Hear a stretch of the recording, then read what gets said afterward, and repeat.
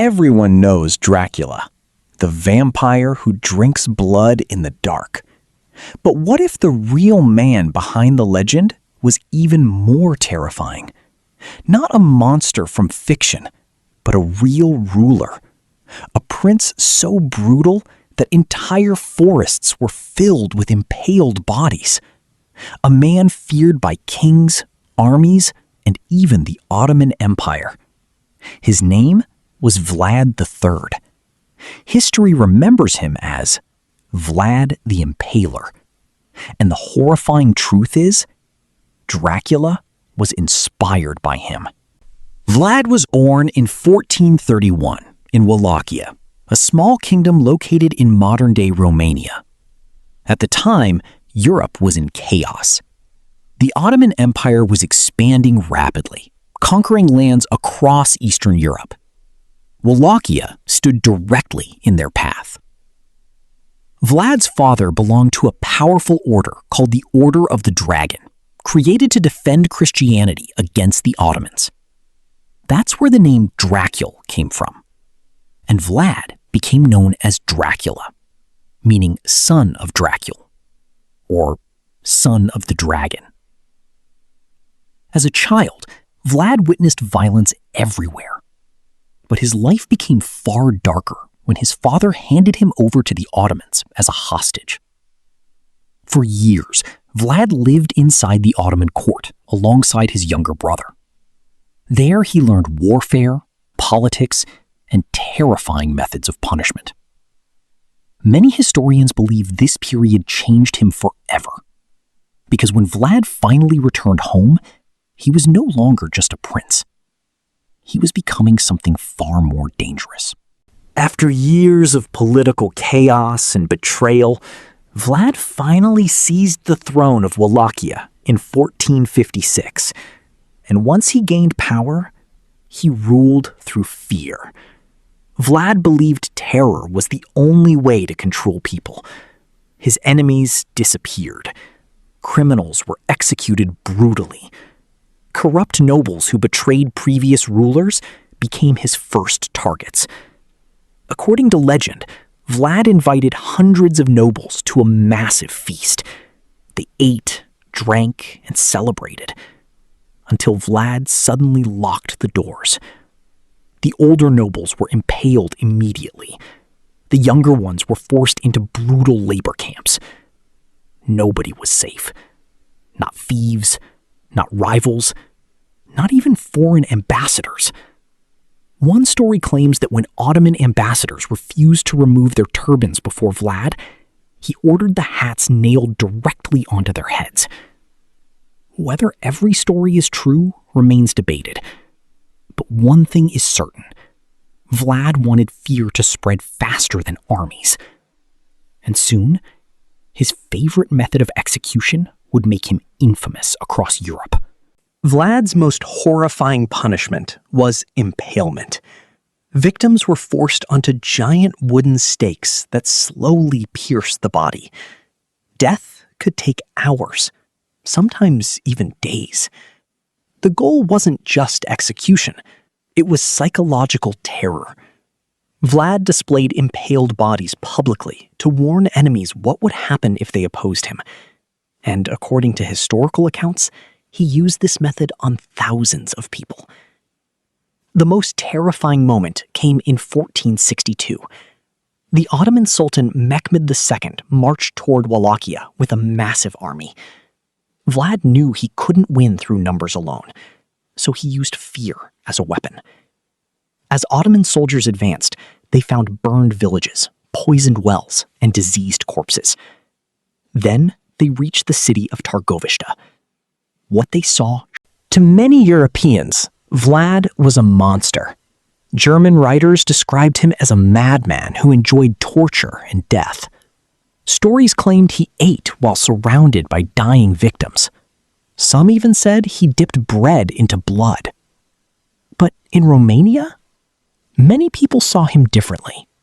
To them, Vlad was a protector, a ruler who defended his land against the Ottoman Empire, a leader who punished corruption so brutally that crime nearly disappeared.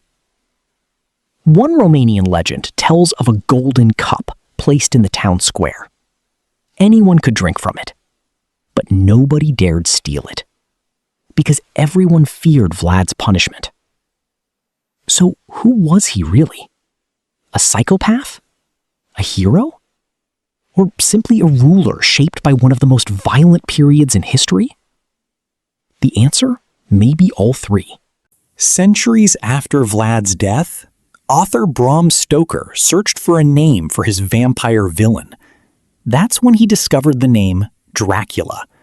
He borrowed it for his 1897 novel, and over time, the fictional vampire became linked to the real Vlad the Impaler.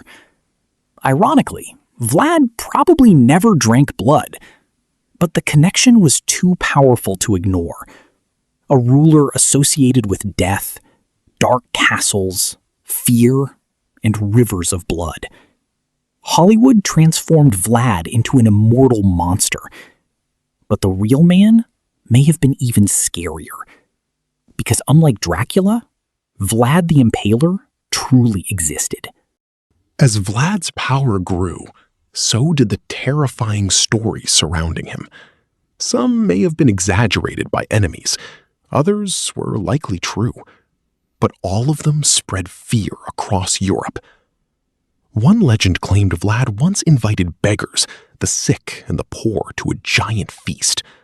The hungry guests believed the prince was showing kindness. Food covered the tables, wine flowed endlessly. Then Vlad reportedly asked them a chilling question. Do you wish to live without suffering? The confused guests answered yes. Moments later, the building was locked from the outside and set on fire. According to the story, nobody escaped. Another tale claimed Vlad enjoyed eating meals surrounded by impaled victims. Some reports even described him dipping bread into blood while people screamed nearby. Whether fact or propaganda, the stories transformed Vlad into something larger than life, a ruler who no longer seemed human. And that was exactly what made him so dangerous.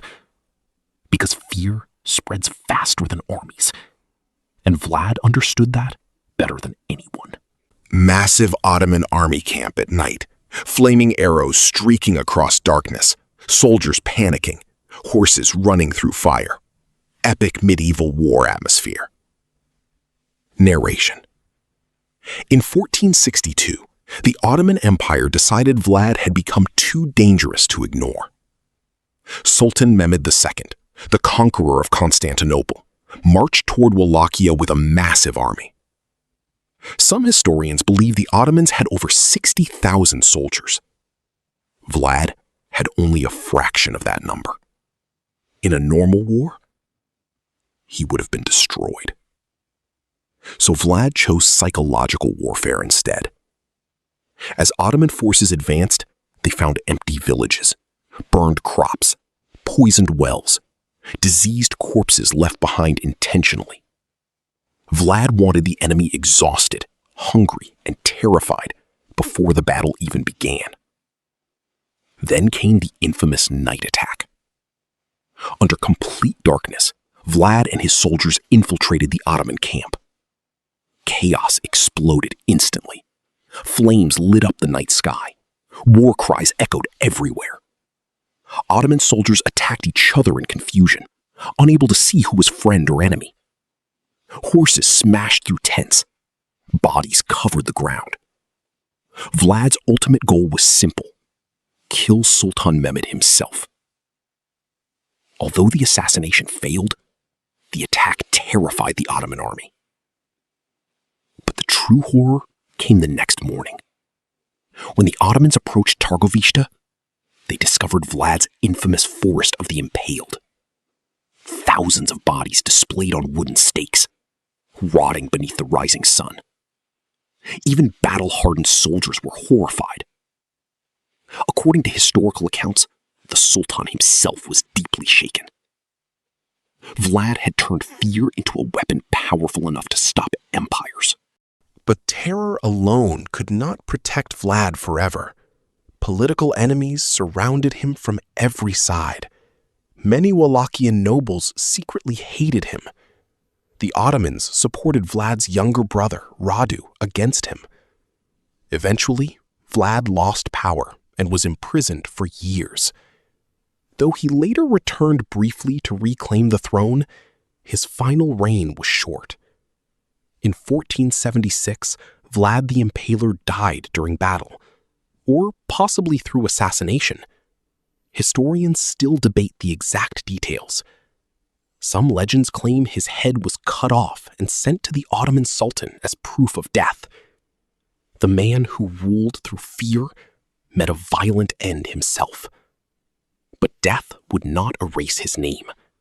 It would make him immortal. Centuries later, author Bram Stoker borrowed the name Dracula for his famous vampire novel.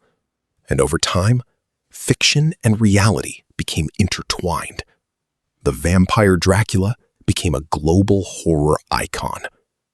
But the real Vlad the Impaler may have been even more terrifying.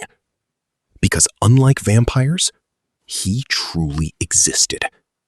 A prince shaped by war. A ruler who believed fear was stronger than mercy. A man whose cruelty became legend. And perhaps that's why the story still fascinates people centuries later. Because history reminds us of something deeply unsettling. The most terrifying monsters are often human. If you enjoyed this dark history documentary, subscribe for more terrifying true stories from history. Because the past is darker than you think.